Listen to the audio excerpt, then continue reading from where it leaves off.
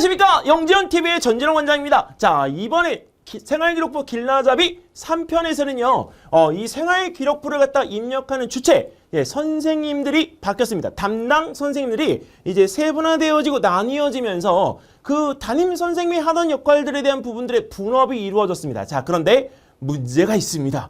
어떤 문제가 있느냐, 담당 교사 선생님이 맡는 학생의 수가 적다면 학생에 대한 관찰을 갖다 확실히 할 수가 있기 때문에 거기에 있는 그 부분에 대한 기재가 명확하게 자세하게 기록이 되어질 수 있겠죠. 그런데 학생 수가 너무 많은 과학 같은 경우나 체육 같은 경우는 학생들 일일이 다 한 명씩을 갖다가 이제 기록을 갖다가 해놓지 않으면 기억을 할 수가 없습니다. 자, 그러면 여기에는 이 부분에서 그동안 행해오지 않던 것들이 행해지면서 벌어질 수 있는 여러 가지 상황들이 있을 수 있겠죠. 물론 학교 선생님들도 굉장히 당황스러우실 것 같습니다. 왜? 업무 분량이 늘어났기 때문이죠. 자, 일단은 출결사항이나 진로희망사항에 대한 부분들은 기존에 마찬가지로 담임선생님께서 이 부분에 대한 것들을 진행하십니다. 물론 전체적으로 이 부분에 대한 것들의 학적기록부에 대한 것들을 기록하시기 때문에 담임선생님께서 하시는 게 맞습니다.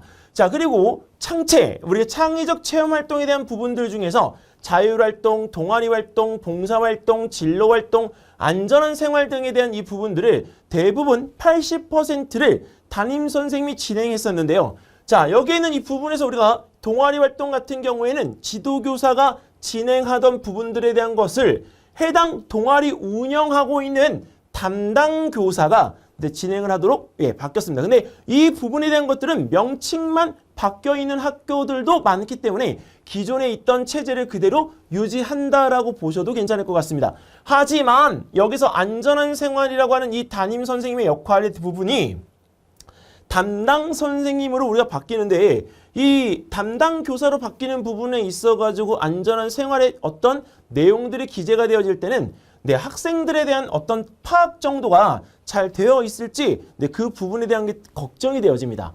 자, 그리고 여기서 자유학기 활동사항에 대한 부분들도 담당 교사에서 해당 활동별 담당 교사로 바뀌었는데요. 사실 이거 외에는 기존에 있는 특징들을 갖다 유지합니다. 근데 이 뻔한 이야기를 갖다 왜 들려드리냐면 사실 이 부분에 대한 거의 내용을 부모님들이 잘 모르시는 내용입니다. 특히 어떤 선생님이 이 부분에 대한 것들의 담당인지를 우리 학생들도 모르고 엄마 또는 아빠 모릅니다.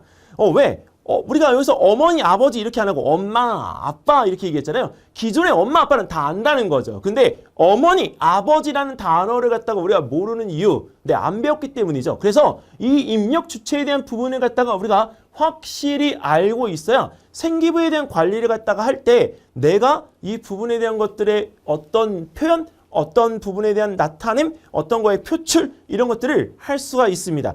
학교 생활 열심히 한다고 하는 것은 물론 열심히 하는 거죠. 하지만 어떻게 열심히 하고 누구한테 열심히 갖다 할 건가? 쉽게 말하면 누구에게 보여줄 건가를 갖다가 먼저 생각을 해두어야 된다. 물론 가식적인 부분이 없을 수는 없을 것 같아요. 하지만 그거는 자기 관리입니다. 그렇기 때문에 이 부분에서 이 입력 주체에 대한 이 부분을 갖다가 당연히 알고 있어야 되는 건 명확합니다. 여기 있는 이 부분에서 만약에 우리가 여기 동아리 활동 같은 경우에 이 입력 주체에 대한 부분들을 모르고 실제 그 부분에서 기존에 있던 선생님에게 계속 가서 열심히 해요. 근데 나중에 정작 알고 보니까 나를 평가하는 사람은 그 선생님이 아니고 다른 선생님이신 거예요. 그러면 그 학생에 대해서 우리가 여기서 모르고 있으니까 어떻게 해요? 이렇게 원래 하시던 선생님이 바뀌신 선생님에게 말씀을 전해주면 된다고요? 근데 잘 아시죠? 우리가 말이 건너가는 순간 그 학생을 갖다가 보고 있는 느낌에 대한 부분들은 까지는 전달될 수가 없습니다. 그렇기 때문에 여기서 이 부분이 어느 정도 건너갈 때 얘기가 건너가면서 이 학생의 개성적인 개별적인 특성들이 많이 없어질 수가 있기 때문에 입력의 주체는 확실히 알고 있으면 편하다입니다. 자, 그리고 이제 교과학습 발달 사항에 대한 이 부분들도 교과 담당 선생님들이 대부분 담당을 갖다가 하시고요. 개인별 세부 능력에 대한 특기 사항에 대한 부분은 학급 담임 선생님입니다. 그러니까 이 과목별 세부 능력은 교과 담당 선생님이신데 개인별 세부 능력에 대한 부분은 학급 담당 선생님께서 하시기 때문에 이 부분에 대한 것 우리가 명확하게 알아두셨으면 좋겠고요. 자, 그리고 이제 입력 주체에 대한 부분 중에서 우리가 가끔 생활기록부에 이제 포트폴리오를 갖다가 우리가 이용해서 기록을 갖다 해야 되는 경우 네, 대필 학생부라고 하는 것을 이용을 합니다. 이 부분에 대한 거는 학생 생활기록부에 우리가 서술형 항목에 대한 부분들을 교사가 직접 관찰, 평가한 내용을 갖다 근거로 입력하도록 되어져 있는데 이 사항에 대한 부분들은 우리가 여기 학생들이 참여한 활동에 대한 부분들에서 이 교사 지도하에 직접 작성한 자료들을 토대로 네, 기재가 가능합니다. 근데 이 부분에 대한 많은 학생들을 갖다 하는 경우에는 이게 사실 어렵죠. 그래서 이 부분에 대한 것들을 학생들이 일부 네, 이게 기재하는 방식을 따르는 방침을 쓰는 학교들도 있으나 그 부분들이 아닌 학교들도 명확하게 있습니다. 그래서 본인이 우리가 할 수 있는 부분 내에서 포트폴리오를 갖다 이용해서 내가 몇 월 며칠 무슨 내용을 갖다가 토대로 해서 어떤 내용을 갖다가 이렇게 우리가 수행했는지 그 부분에 대한 명확한 기록물이 이제 관리가 되어져야 합니다.